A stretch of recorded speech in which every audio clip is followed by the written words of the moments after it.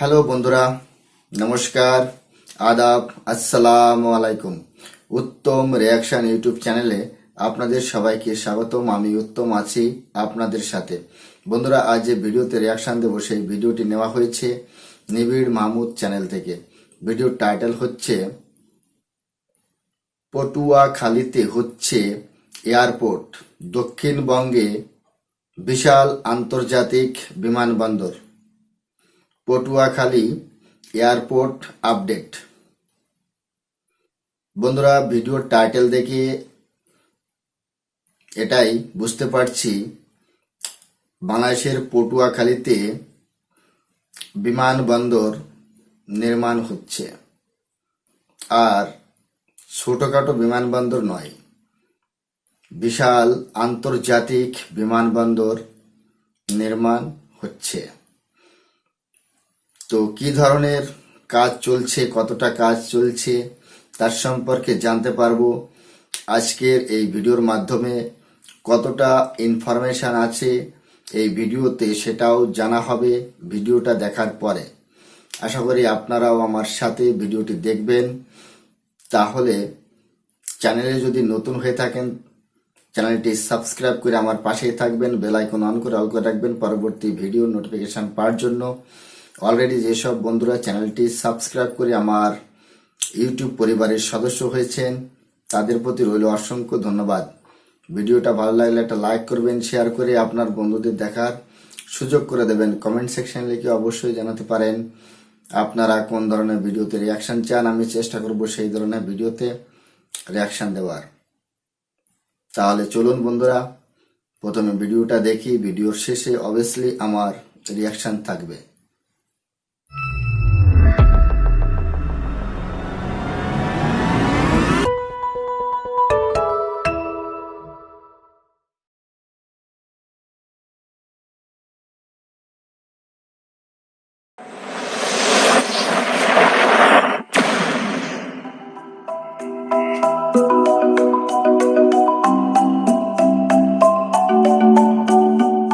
বর্তমানে বাংলাদেশ দ্রুত বর্ধনশীল প্রথম 5টি দেশের মধ্যে একটি।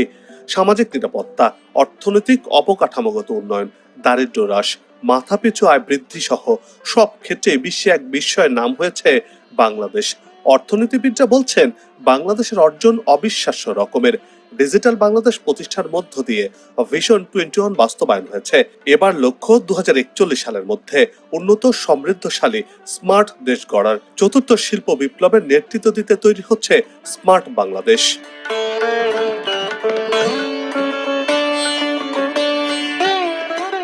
বাংলাদেশের অভ্যন্তরে আধুনিক যোগাযোগ ব্যবস্থা গড়ে উঠছে। সারা দেশে নিরবিচ্ছিন্ন যোগাযোগ ব্যবস্থা গড়ে তুলতে একে একে দেশে এক্সপ্রেসওয়ে, 2 লেনের মহাসড়ক 4 লেনের মহাসড়কে রূপান্তর হচ্ছে। সে সাথে স্থানীয় পর্যায়েও নিরবিচ্ছিন্ন সড়ক নেটওয়ার্ক গড়ে উঠছে। অন্যদিকে রেলপথের আকারও বেড়েই চলেছে বাংলাদেশে। বর্তমানে 48টি জেলাতে রেল সেবা পৌঁছে গেছে। আগামীতে 64 জেলাতেই রেলপথ নির্মাণ করতে চায় সরকার।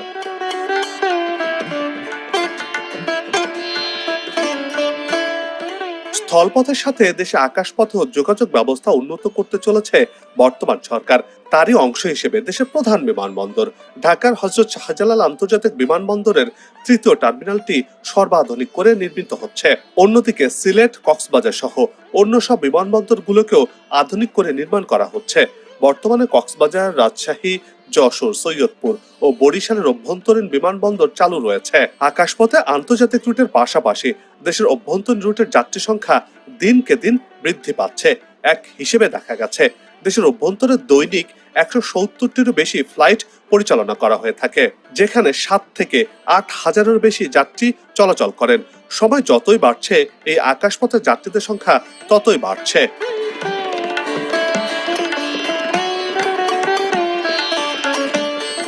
ব্রিটিশ শাসন আমলে পাবনার ঈশ্বরদী, ঠাকুরগাঁও, মৌলভীবাজারের শমশেরনগর, কুমিল্লা, বগুড়া ও লালমনিরহাটে যথাক্রমে 6টি বিমানবন্দর প্রতিষ্ঠিত হয়েছিল।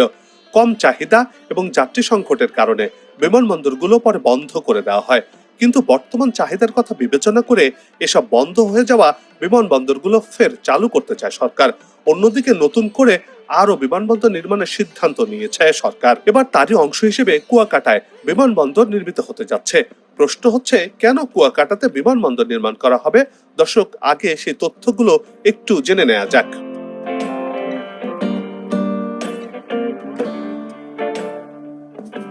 বরিশাল বিভাগের একটি সমৃদ্ধশালী জেলা হলো পটুয়াখালী।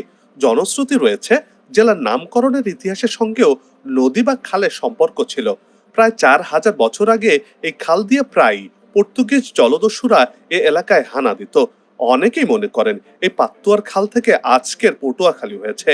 এই জেলার সবচেয়ে পরিচিত উপজেলা হলো কুয়াকাটা।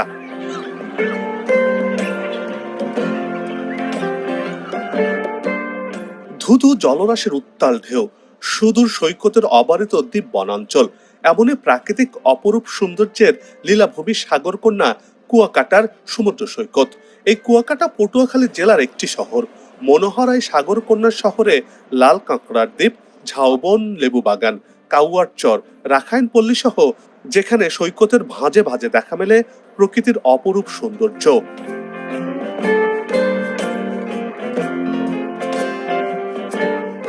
ভৌগোলিক অবস্থানের কারণে কুয়াকাটার বেলাভূমি থেকেই সূর্যোদয় আর সূর্যাস্তের অপরূপ দৃশ্য উপভোগ করা যায়, যা দক্ষিণ এশিয়ায় একটি মাত্র সমুদ্র সৈকত। পর্যটকদের মুগ্ধতার বন্ধনে আটকে দেওয়ার বহু উপকরণই রয়েছে 18 কিলোমিটার দৈর্ঘ্যের অনিন্দ্য সুন্দর এই সৈকতে।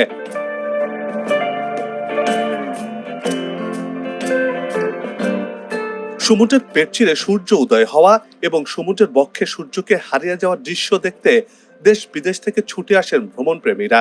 জাহাজমারা সমুদ্র সৈকত, সোনার চর, ফাট্টার বনাঞ্চল, সুন্দরবন সহ সাগরের বুকে জেগে ওঠা চর বিজয় সম্ভাবনাময় পর্যটন স্পটে পরিণত হয়েছে। সেই কারণে প্রতিনিয়তই দেশি বিদেশি পর্যটকদের কাছে জনপ্রিয় হয়ে উঠছে এই অঞ্চল।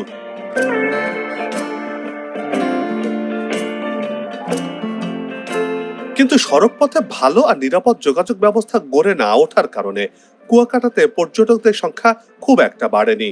পদ্মা সেতু চালু হওয়ার পর থেকে কিছুটা হলেও দেশের পর্যটকদের সংখ্যা বেড়েছে কুয়াকাটাতে, কিন্তু বিদেশি পর্যটকদের সংখ্যা খুব একটা বাড়েনি বললেই চলে।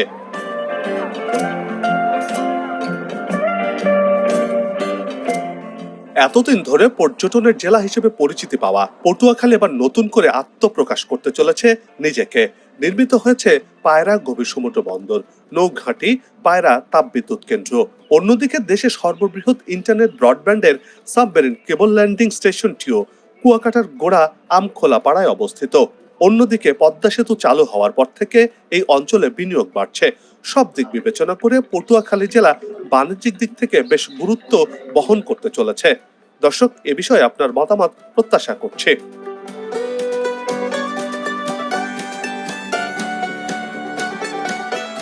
সংশ্লিষ্টরা বলছেন, এসব এলাকায় প্রায় সব সময় দেশ বিদেশের বিভিন্ন শ্রেণী পেশার মানুষ ছুটে আসেন আধুনিক যোগাযোগ ব্যবস্থা গড়ে তুলতে, দ্রুত এবং কম সময়ে যাতে এই এলাকায় ভ্রমণ করা যায়, সেজন্য নতুন একটি বিমানবন্দর নির্মাণের প্রয়োজনীয়তা দেখা দিয়েছে। শুরু হয়েছে বিমানবন্দর নির্মাণের কার্যক্রম।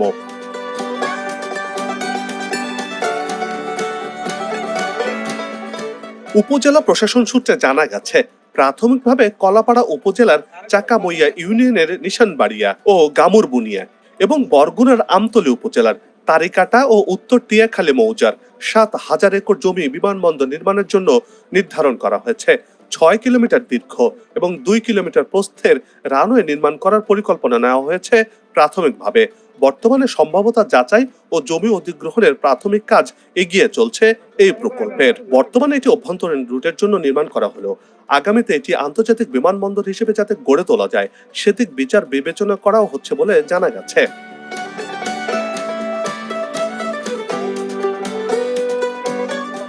কমপক্ষে 3000 একর জমি প্রাথমিক পর্যায়ে অধিগ্রহণ করা হবে বলে জানা গেছে।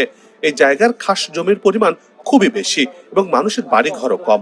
এর বাইরে ব্যক্তিগত মালিকানাধীন কিছু জমি অধিগ্রহণ করতে হবে। এলাকাটি বিমানবন্দর রানওয়ে করার জন্য পর্যাপ্ত সুযোগ সুবিধা রয়েছে। অপরদিকে জায়গাটি আমতলী ও কলাপাড়া উপজেলার মধ্যবর্তী স্থানে অবস্থান করছে। এসব কারণে বিমানবন্দর করার জন্য জায়গাটি সব দিক থেকে উপযুক্ত হিসেবে বিবেচনা করা হচ্ছে বলে জানিয়েছেন প্রকল্প সংশ্লিষ্টরা।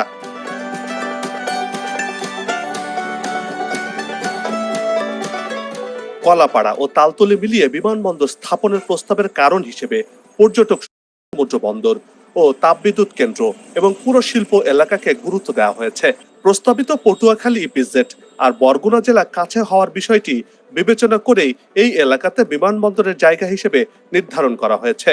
প্রস্তাবিত এলাকা থেকে কুয়াকাটা যেতে 20 থেকে 25 মিনিট সময় লাগে।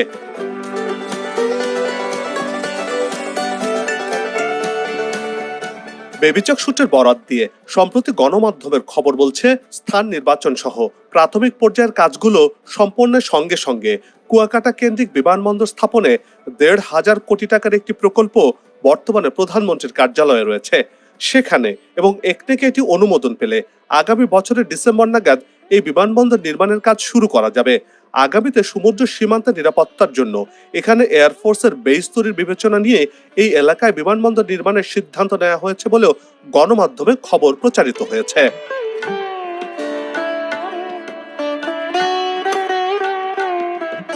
ব্যবসায়ীরা বলছেন, কক্সবাজারে আকাশপথে ভ্রমণের সুযোগ রয়েছে। দেশের দ্বিতীয় বৃহত্তম সমুদ্র সৈকত কুয়াকাটায় দ্রুত পৌঁছাতে আকাশপথে কোনো সুবিধা গড়ে ওঠেনি, যার কারণে দেশি বিদেশি অনেক পর্যটক কুয়াকাটা থেকে মুখ ফিরিয়ে নিচ্ছেন।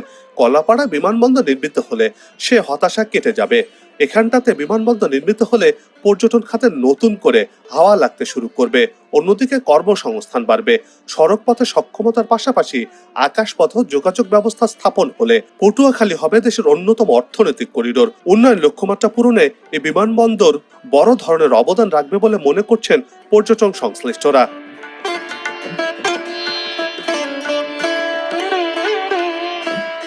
আসুক নতুন দিন, লাগুক খাওয়া উন্নয়নের পালে, এমন প্রত্যাশা রেখে পর্ব থেকে বিদায় নিচ্ছে। তবে যাবার আগে সেই একই অনুরোধ, যেখানে সেখানে ময়লা আবর্জনা ফেলবেন না, পরিবেশের ক্ষতি করবেন না, অযথা হর্ন বাজাবেন না। আপনার দেশে সৌন্দর্য রক্ষায় পোস্টার লাগানো থেকে বিরত থাকুন। চ্যানেলটিতে যদি নতুন হয়ে থাকেন আর ভিডিওটি ভালো লাগে, তাহলে চ্যানেলটি সাবস্ক্রাইব করে ভালোবাসায় আবদ্ধ করবেন। ভালো লাগা না লাগার বিষয়টি কমেন্টে লিখে জানাবেন। কি ধরনের ভিডিও দেখতে চান তাও জানানোর অনুরোধ রইল। আগামীতে আবারও দেখা হবে নতুন কোনো জায়গা, তথ্য, ইতিহাস আর উন্নয়ন চিত্র নিয়ে। নিজে ভালো থাকুন, দেশকে ভালো রাখুন, আমাদের সাথেই থাকুন, দেখতে থাকুন দেশের এগিয়ে যাওয়ার চিত্র। ধন্যবাদ বন্ধুরা, ভিডিওটি এখানেই শেষ হয়েছে। দেখতে পেলাম বাংলাদেশের যোগাযোগ ব্যবস্থা বর্তমান সরকার খুব খুব উন্নত করছে। বাংলাদেশের যে সরু সরু রাস্তাগুলো ছিল সেগুলো পরিষ্কার করে এখন 6 লেন, 8 লেন, 12 লেনের করে তৈরি করা হচ্ছে জাতীয় সড়কগুলো। সেটা আমরা দেখতে পেয়েছি বা দেখছি। বর্তমান সময় ঢাকার চিত্র তো একদমই বদলে গেছে। মেট্রো রেলের সার্ভিস চালু হয়েছে। আন্ডারগ্রাউন্ড মেট্রো রেল, তার যে কাজ সেটাও শুরু হতে চলেছে। তারপর যে কক্সবাজারের সাথে কোনোদিন রেল যোগাযোগ ছিল না, সে রেল যোগাযোগ হয়েছে। বাংলাদেশের যে ট্যুরিস্ট প্লেসগুলো রয়েছে তার মধ্যে কক্সবাজার অন্যতম। কক্সবাজারও কিন্তু বিশাল বড় একটা সমুদ্র সৈকত, যেখানে মানুষ ঘুরতে যায়, রিল্যাক্স করতে যায়। বিদেশ থেকে সমুদ্র সৈকত দেখার জন্য কক্সবাজারে পৌঁছায়। সেখানে এয়ারপোর্টের ব্যবস্থা করা হয়েছে বা রেল যোগাযোগের ব্যবস্থা করা হয়েছে, রেল সংযোগ করা হয়েছে কক্সবাজারের সাথে, সেটা আমরা দেখেছি। পদ্মা ব্রিজ নির্মাণ হয়েছে, যমুনা রেল ব্রিজ নির্মাণ হচ্ছে, তার কাজ চলছে এখনো।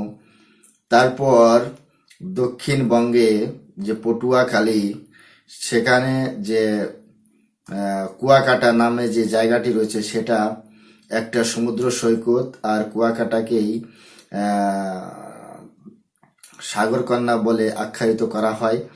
তবে বাংলাদেশের এই সমুদ্র যে ট্যুরিস্ট স্পটগুলি রয়েছে সেগুলো কিন্তু ততটা উন্নত নয়, সেগুলো কিন্তু এখনো ডেভেলপমেন্ট হয়নি।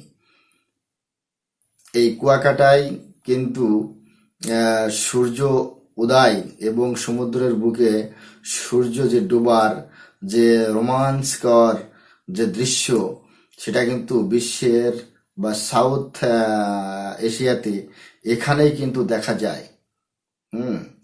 তারপর যে ব্যাপারটি হচ্ছে, বাংলাদেশ সরকার বাংলাদেশে যে ডোমেস্টিক এয়ারপোর্টগুলি রয়েছে সেগুলো তো মেরামত করছেই, তার কাজ তো করছেই, এবং ঢাকায় যে তৃতীয় টার্মিনাল নির্মাণ করা হয়েছে বিশাল আকৃতির, সেটাও আমরা দেখেছি। তারপর বাংলাদেশে মানে সেই ব্রিটিশ ভারত থেকে, সেই ব্রিটিশ ভারতের সময় যে কিছু এয়ারপোর্ট ছিল সেগুলো ধীরে ধীরে বন্ধ হয়ে গেছে। সেই এয়ারপোর্টগুলি আবার সুচারু করার জন্য বাংলাদেশ সরকার পদক্ষেপ নিয়েছে। তবে পটুয়াখালীতে যে বিশ্বমানের আন্তর্জাতিক বিমানবন্দর নির্মাণ করা হচ্ছে, এই বিমানবন্দরটি যদি নির্মাণ হয়ে যায় তাহলে এই সাগরকন্যার যে কায়াকল্প সেটা একদমই পাল্টে যাবে, এবং দেশ বিদেশ থেকে অতি সহজে এই ট্যুরিস্ট প্লেসে মানে যে যারা ভ্রমণ পিপাসু মানুষ রয়েছে তারা অতি সহজে পৌঁছাতে পারবে। তাতে বাংলাদেশের জিডিপি যে গ্রোথ হবে, এবং এই এয়ার মানে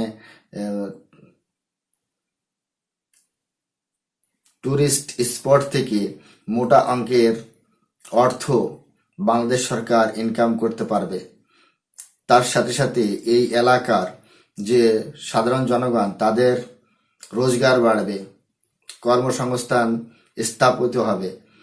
তারপর পায়রা গভীর সমুদ্র বন্দর নির্মাণ হচ্ছে, পায়রা তাপবিদ্যুৎ সেটাও নির্মাণ হয়েছে, বিভিন্ন ধরনের শিল্প কলকারখানা এখানে গড়ে উঠছে।